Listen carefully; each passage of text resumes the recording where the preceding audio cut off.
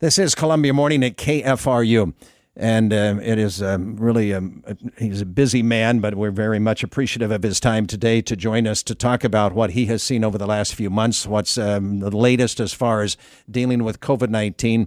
Dr. Regunath from the University of Missouri Hospital and Clinics joins us now. Doctor, good morning. How are you today?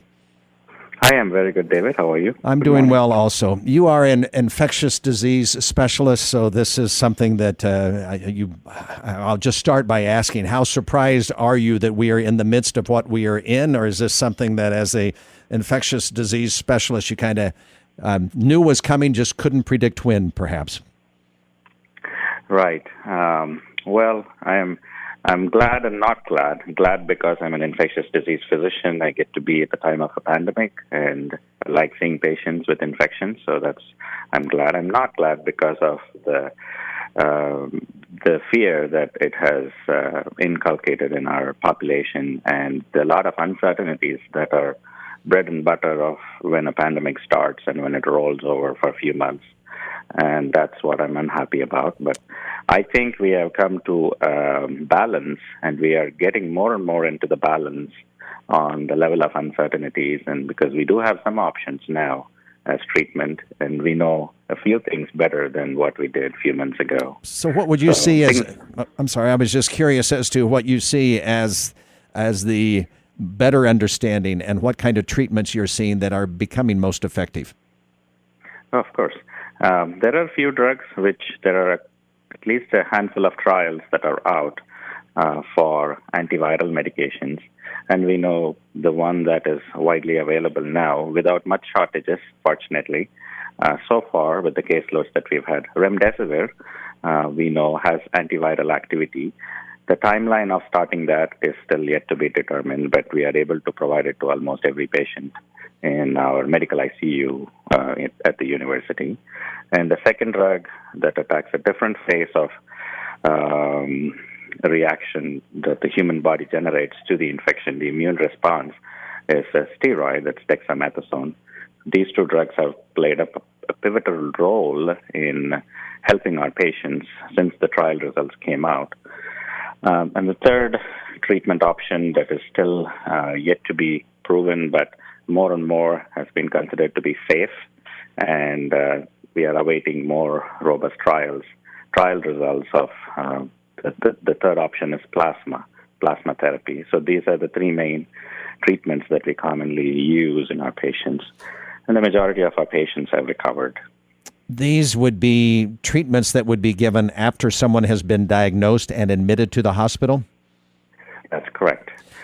Because majority of the infection is still milder, less symptoms.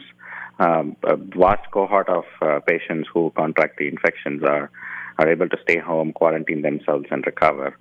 A small minority get admitted to the hospitals, those with risk factors, and those are the patients who would benefit from treatment as of now. We're still awaiting more and more clinical trials to reproduce the same results.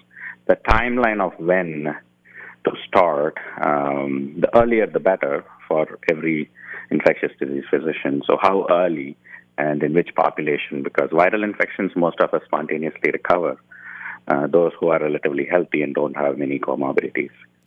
So those are the questions that need to be deciphered. So how common is it, if it is at all, that someone might start out with very mild symptoms or maybe even be classified as asymptomatic, but then finds a decrease in his or her health, or something turns worse? Is that common? Has that happened much?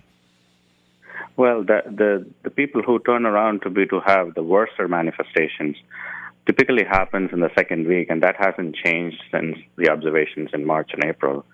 So there is something about the immunological types that each one of us have. You know, we're all human beings, but we're all different physically. We're all different biologically. So those differences are not really well understood.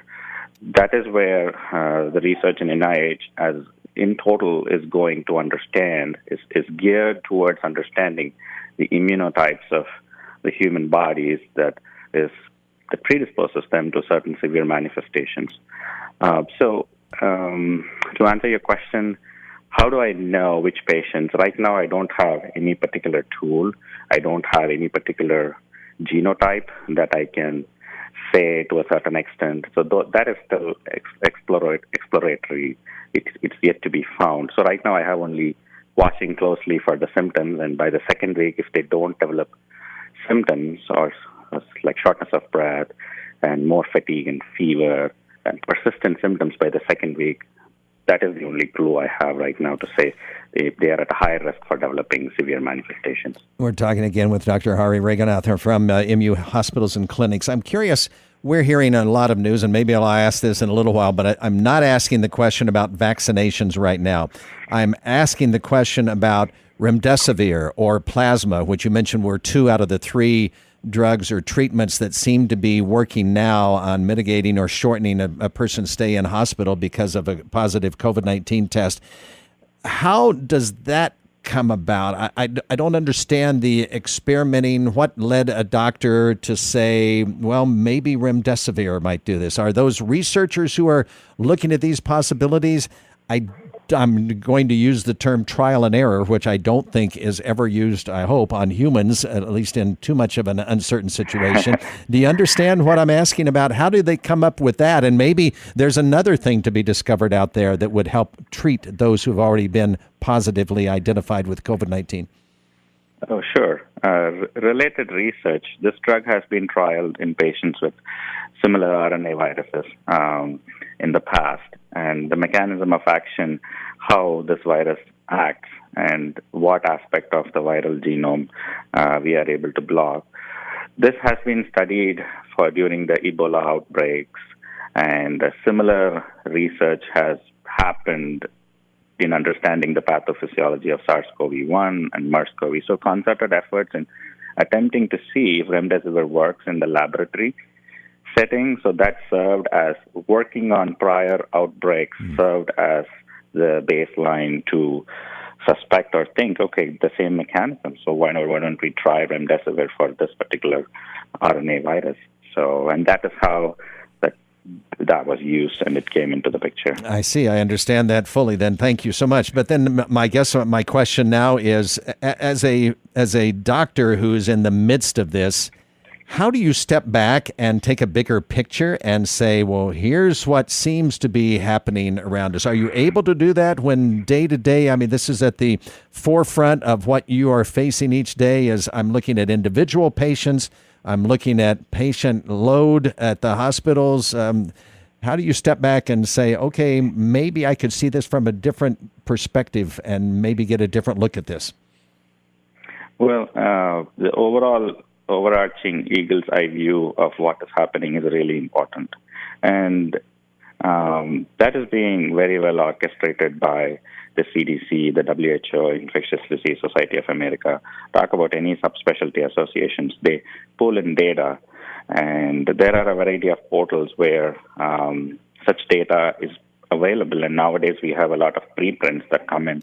So collectively, there is a lot of craziness in interpreting this information, and physicians have to be exercising due diligence in understanding there is something called a level of evidence, and not all evidence means that is right, which is what our public interprets it that way, and a lot of misinformation is interpreted from the studies.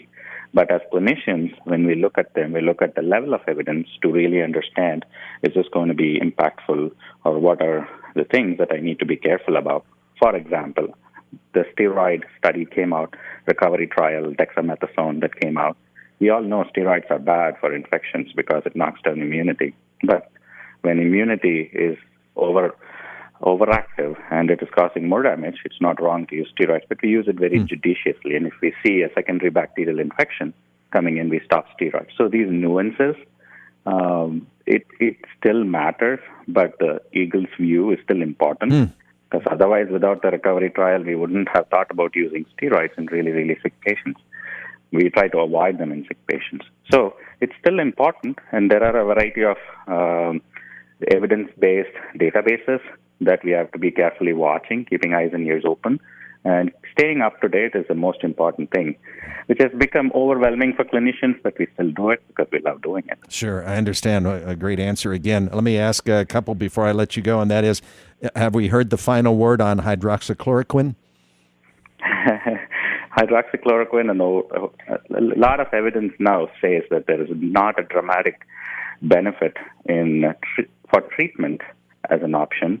There are still a large amount of data that is trying to use hydroxychloroquine for prevention, and that data we are yet to see whether it is really helping for prevention or not. And part of it comes from the limitations in the study designs and the uncertainty about how do you know what amount of exposure say that it prevented somebody from developing the actual disease. So a variety of variables. So it is still definitely, we're not using it for treatment at all at this time.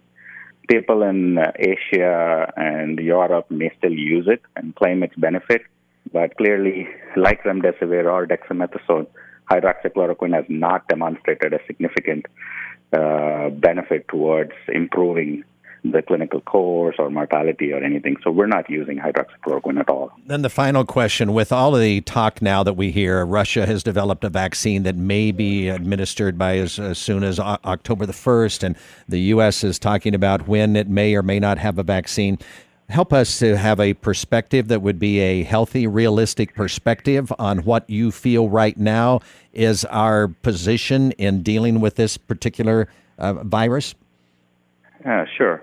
Well, vaccines are nothing but an immunotherapy. We are administering either parts of the virus or an inactivated virus into our bodies in one way or the other to simulate the virus. So either we injected some sort of a genetic material to help the body cells simulate production of the viral protein, the surface protein that it uses to attach to human cells and multiply. And then you optimize using certain antigens to see if you can potentiate their immunogenicity so that body can develop immunity. And you hope that it confers the protection against the natural virus when we get infected. Now, generally, phase 1, phase 2, phase 3 trials.